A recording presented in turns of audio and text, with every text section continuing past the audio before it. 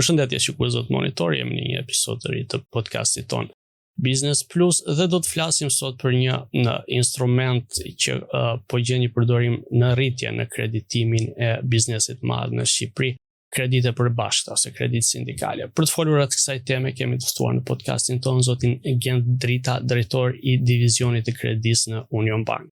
Përshëndetje dhe mirë se erdhët. Përshëndetje, faleminderit për ftesën. Kredit sindikale në thelb çfarë janë? Janë financime në një shkallë me një shumë të madhe kredie, cilën zakonisht një banke vetme në treg nuk e përballon dot për efektet e raporteve të kapitalit, që të gjitha bankat janë subjekt nga banka qendrore dhe bashkohen 2-3 banka për të financuar një projekt që është më i madh se le të themi shuma e tyre maksimale individuale për një kredi. Si funksionon procesi në thelb, sepse kur janë disa palë që duhet koordinohen, natyrisht kjo kërkon edhe po themi disa faza, bashkëpunimi, iniciativën, koordinimin e procesit mes gjitha palëve. Si funksionon në thelb një proces i tillë? Nuk do futem shumë në detaje teknike, por në thelb është që është një bank që quhet zakonisht në një gjuhë quhet agent ose lead bank, banka që udhëheq këtë marrëveshjen sindikale midis bankave, e cila merr aplikimin e parë nga klienti, nga kredi kërkuesi, dhe më pas e qarkullon sigurisht me lejen e këtij kredimarrësi, e qarkullon prospektin e kredisë, pra kërkesën në thelb në parim të financimit dhe projektit me disa banka të tjera. Kur secila bankë shfaq interesin për të marrë pjesë dhe për të hyrë më shumë detaje, atëherë lidhet një marrëveshje e përbashkët midis bankave, të cilat akordojnë që të ndajnë informacionin e projektit dhe të financimit. Benefiti i kësaj është që gjithsesi për klientin mbetet një bankë referuese, pra është kjo banka agjente me cilën ai komunikon dhe këmbën gjithë informacionin, pra ky është rregulli, le të themi, i sindikatës ose interbankar, interbankave që marrin pjesë. Dhe për klientin, për kompaninë klientin, i cili është kredimarrës, ai ka vetëm një pikë kontakti dhe ai vazhdimisht komunikon me të, pra nuk komunikon në të treja. Vështirësia është në krahun kryesisht të bankave të tjera, të cilat duhet të merren vesh dhe të koordinojnë dhe të bien dakord mbi termat dhe kushtet caktuara, të treja, të katërta, 2, 3, 4 sa banka janë në një sindikat. Kjo është pak sfida, le të themi, administrative e kredit sindikat, por ka benefitet, siç thash, që është një shumë e vetme, një kredimarrës i cili drejtohet një banke dhe absolutisht pjesëmarrja në një financim që nuk do ishte i mundur individualisht, por bashkarisht. Dhe këtu ka dhe një ndarje tash unë futa edhe ke benefitet e kësaj. Pikërisht për këtë doja t'ju pyesja cilat janë përfitimet, po themi, kryesore të këtij produkti për palët. Po, domethënë në krahun e klientit, siç thash, është një financim i cili ai nuk do e kishte të mundur nëse do ishte nga një bankë individuale dhe projekti i tij nuk do ishte i mundur të realizojë, ose do kërkonte financime jashtë vendit, të cilat do e rrisin shkallën e vështirësisë. Ka një kontakt të vetëm, kurse për sa i përket bankave është një mundësi për të marrë pjesë në një projekt që të ndahet risku bashkarisht, por nga ana tjetër ka dhe një vështirësi, sepse gjithmonë ato kanë një kosto, le të themi, administrative në kuptimin e kohës dhe të mundit që duhet për të koordinuar dhe bashkërenduar gjitha lëvizjet që secila bankë të pranoj ato kushte dhe ato procedura që bashkarisht vendosen, pavarësisht se mund të kenë aty këtu mund të kenë edhe diferenca në mënyrën se si i qasen kredis. Të vogla, po ato diferenca që janë. Ajo që kemi vënë re në vitet e fundit është që ka një rritje të numrit të kredive sindikale. Pse ka ndodhur kjo?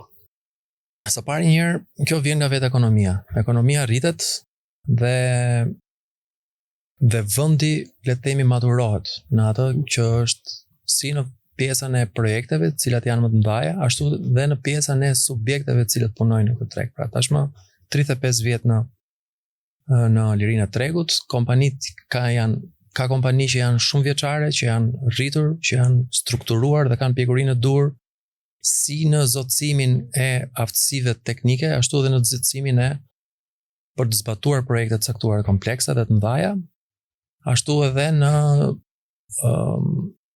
mundësinë, aftësinë e tyre për të menaxhuar financa që nuk janë të vogla, sepse po flasim për projekte disa miliona euro. Kjo përkthehet në besimin që kanë dhe bankat, sistemi bankar, për të besuar projekte të mëdha ose financime të mëdha klientëve kompanive të caktuara. Kjo është në thelb lindja e nevojës. Pjekuri tregu, rritja nevoja për projekte gjithnjë më të mëdha dhe financime rrjedhimisht më të mëdha që një banke vetme nuk i përballon dot, por 2-3 banka së bashku dhe më shumë mund të bëhen dhe të financojnë. Kjo është. Ka pasur një periudhë, ndoshta kur arriti ai kulmi i krizës kredive me probleme, afërsisht një dekadë më parë, që bankat po tentonin më shumë të dinin disi nga përqendrimi i lartë të korporatat dhe diversifikoheshin në retail.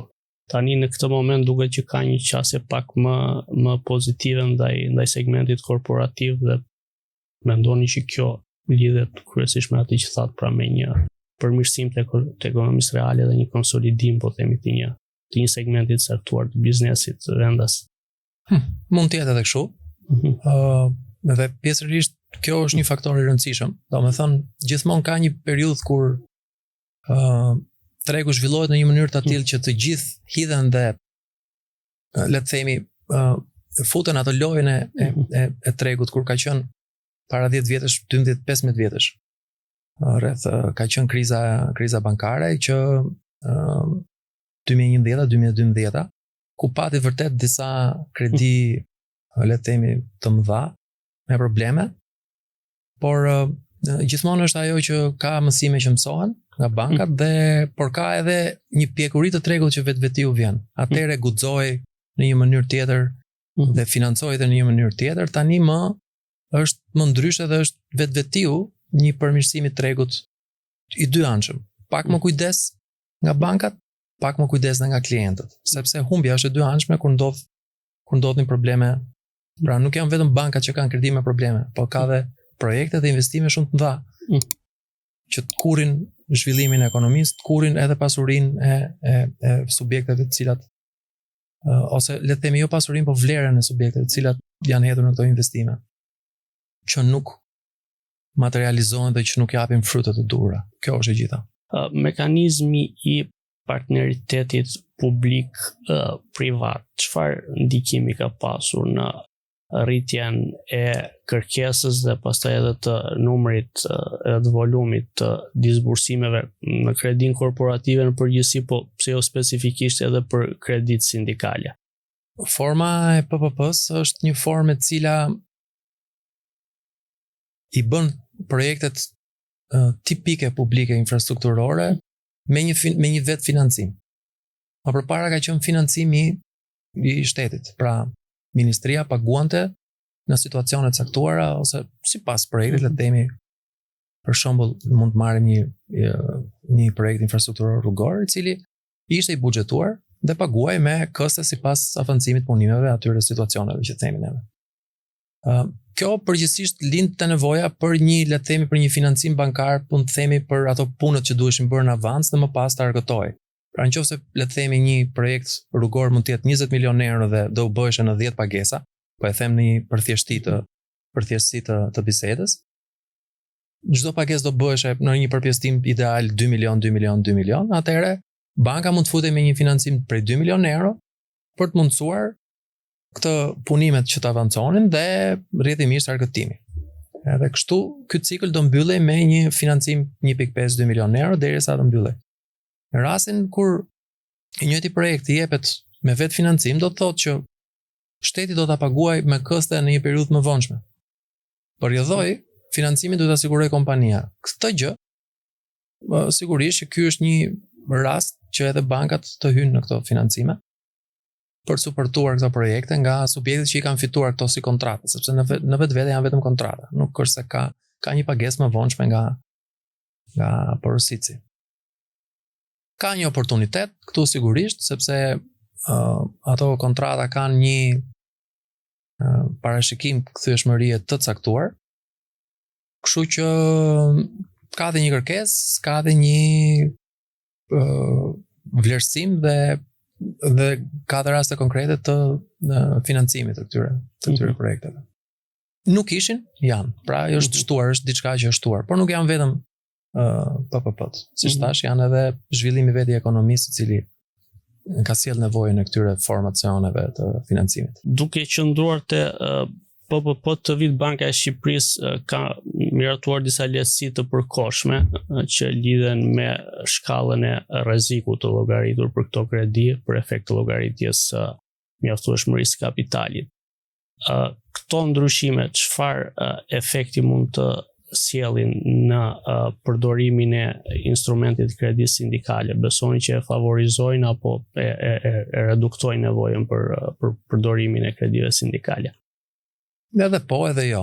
Për bankat, pavarësisht se sa është angazhimi i kapitalit për një kredi të vetme, le të themi ka një rregull në 10% të kapitalit të nënshkruar, aq është ekspozimi maksimal që çdo bank mund të angazhohet në një financim të vetëm, në një subjekt vetëm.